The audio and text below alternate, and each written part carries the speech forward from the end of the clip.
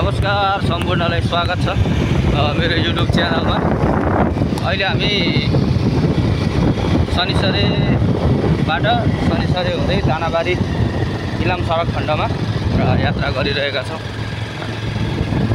भने बाटो एकदम राम्रो छ, देख्न सक्नुहुन्छ। आरामदायी बाटो छ, देख्न सक्नुहुन्छ तपाईहरु हैन। बीच चाहिँ बीच बाटो छ, सरल यता माथि डाँडाहरू हरियाली पहाड बाटो एकदम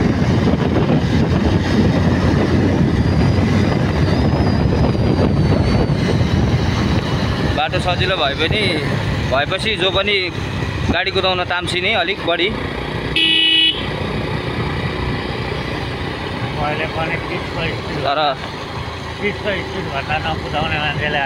तर बाटो जस्तो सजिलो भयो भने आफू सुरक्षित तरिकाले चाहिँ हिँड्नुपर्छ। राम्रो छ भनेर आत्तिनु हुँदैन, सुरक्षित भएर यात्रा गर्नुपर्छ सधैँभरि हैन। भाइ आज बिहानै भन्दा पनि लगभग 11 बज्न लागिसकेको छ। दानाबारीमा थोरै काम थियो र हामी दानाबारीतिर लागिरहेका छौँ दाजुभाइ भएर। है हामी अहिले दानाबारी समरलाई मात्रै भनेर हिँडेका छौँ। हामीलाई मन लाग्यो भने हामी इलाम पनि पुग्न सक्छौँ। हाम्रो कुनै टुङ्गो छैन। आजको हिँडाइ हाम्रो बिन्दास हिँडाइ हो। यो काम भनेको त्यस्तै हो, हिँडाइ चाहिँ हाम्रो बिन्दास हो। अहिले हामी ठ्याक्कै कुजुनाबारीबाट अगाडिपट्टि यो दानाबारी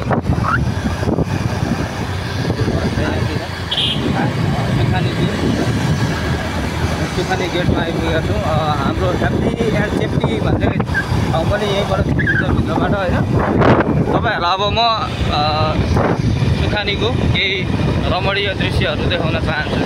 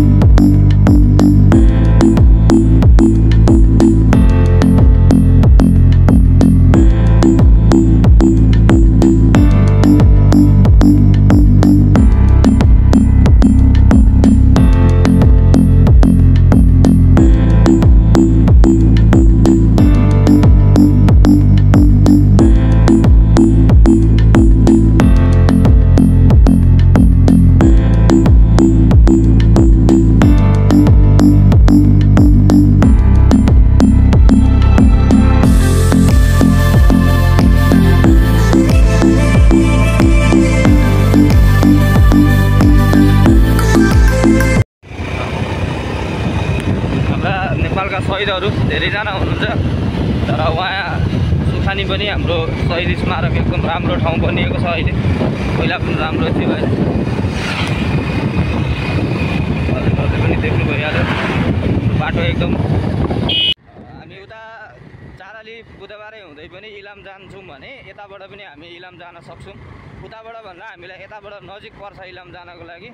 जम्मा यहाँबाट कुजुनाबारीबाट 45-46 किलोमिटर मात्रै छ भने उताबाट लगभग 80-88 समथिङ त्यस्तै 80 किलोमिटर जति छ होला। देख्न सक्नुहुन्छ एकदम बाटो एकदम राम्रो छ, सरल।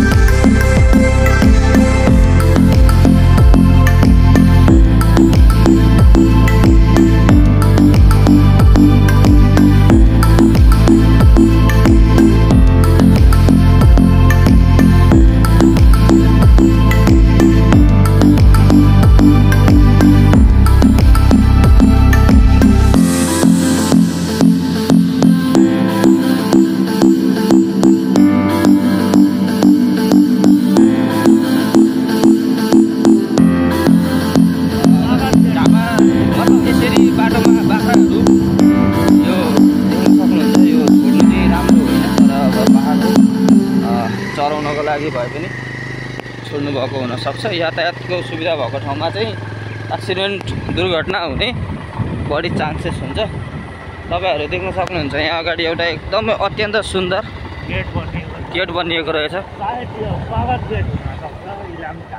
Wow nice place.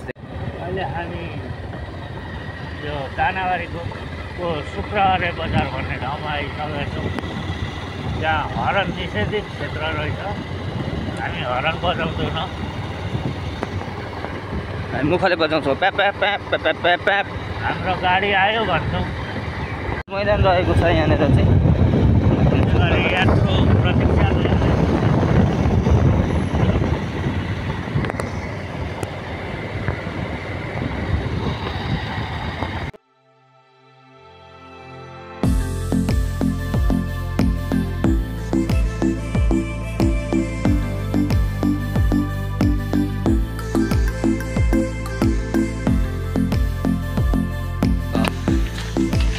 वेलकम, नमस्कार, राधे राधे सम्पूर्णमा फेरि पनि स्वागत छ तपाईहरुलाई मेरो नयाँ भिडियोमा। आज चाहिँ हामी घुम्दै घुम्दै आउने क्रममा यो माई नगरपालिकामा रहेको सुखानी शहीद स्मारकमा हामी आएका छौँ। दाजु र म दुईजना छौँ है। हजुरहरूलाई म यहाँको दृश्य देखाउने छु। प्रवेशद्वार रहेको छ हैन, देख्न सक्नुहुन्छ। हामी उहाँबाट प्रवेश गरेर यताबाट बाटो हुँदै हामी यहाँ भित्रसम्म प्रवेश गरिसकेका छौँ। यस्तो छ, यो चाहिँ सिडीहरू बनाइएको छ यहाँ चित्रहरू। यो यता यहाँ पुल छ, ग्राउन्डहरू मर्मत कार्य भइरहेको छ। यहाँ अलिकति पानी व्यवस्थापन भएको रहेछ, तर यो चाँडै हुने क्रममा छ। देख्न सक्नुहुन्छ यस्तो पर्यटकीय स्थल बनाइएको छ घुम्नको लागि, एकदम राम्रो।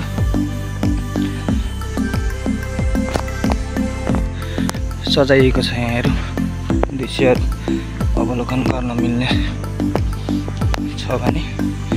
हाम्रो झार काट्ने कार्यक्रम पनि दाइले गरिराख्नु भएको रहेछ।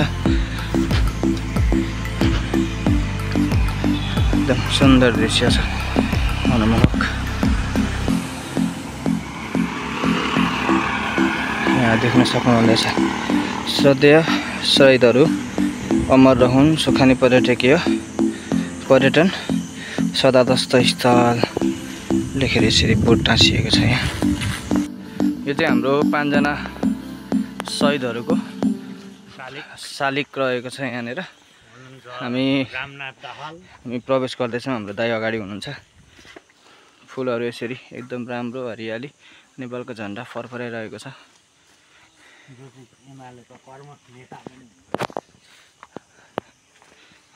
यहाँ हुनुहुन्छ हाम्रो शहीदहरूप्रति हार्दिक उच्च सम्मान छ। उहाँ हुनुहुँदो रहेछ हाम्रो शहीद रामनाथ दाहाल। त्यसै गरी अर्को हुनुहुन्छ हाम्रो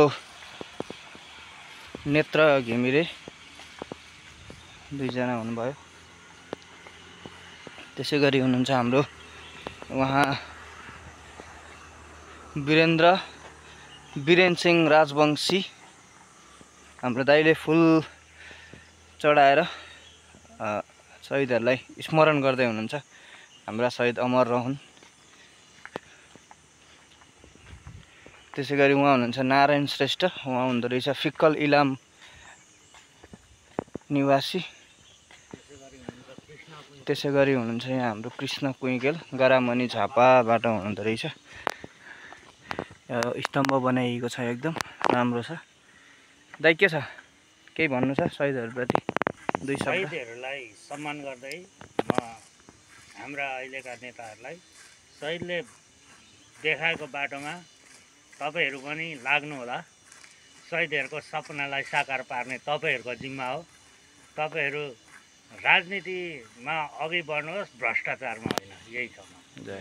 एकदम राम्रो आफ्नो धारणा राखिसक्नु भएको छ दाइले। यहाँ नेपालको झन्डा यसरी गार्डनहरू पनि बनाइएको रहेछ। राम्रो छ, दृश्य देख्न सक्नुहुन्छ। उता हल्का पार्कहरू जस्तो छ। भट्टाभुटी पार्क। यो चाहिँ हाम्रो यो अगाडि बाटो छ यहाँनिर। यो बाटो चाहिँ झापाबाट हाम्रो इलाम सदरमुकाम इलाम बजार जोड्ने बाटो हो यो। हजुरहरू पनि इलामको यात्रा गर्दै हुन्छ भने यताबाट धेरै नै सहज हुन्छ, यात्रा गर्न सक्नुहुनेछ।